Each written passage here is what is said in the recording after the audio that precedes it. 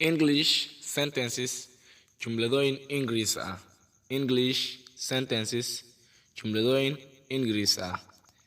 You have a great sense of humor. Waxaad tahay shactaroole. Because maxaa yeelay you killed me laugh.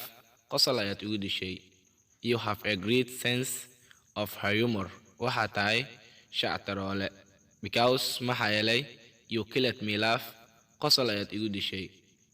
Your talent, haybadaada, will be shown waxaa la tusi doonaa to the world adduunka, and you will be famous person iyo waxaad noqon doontaa qof aan ah.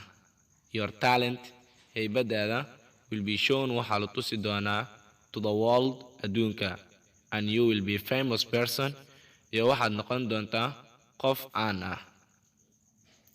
The Muslim women, naaguha muslimiintu, must cover waa inay daboolaan everything shay kasta except marka laga reebo their hands gacmahooda and face iyo wejigooda, sometimes marmar qaar their feet agahooda.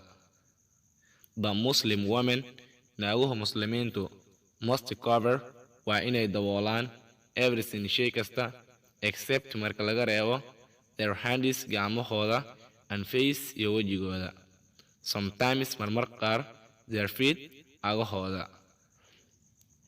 First, ugu horeyntii, fill buuxi in the application form, formka codsiga, if you want, haddii aad rabtid, to join inaad ku biirto this school, iskuulkaani.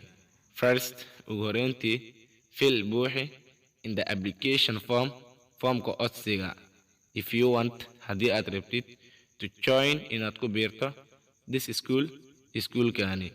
Even though,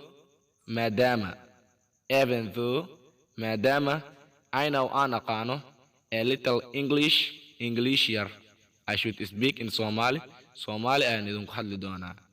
Even though, maadaama I know a little English, aan English yar ka saayo, I should speak in Somali ayaan idinku hadli doonaa. Children, carruurtu, often want, badanaa waxay rabaan, doing inay sameeyaan dangerous things, sheeyo halis ah, without knowing, ayagoon ogeyn, that they are dangerous, inay halis tahay.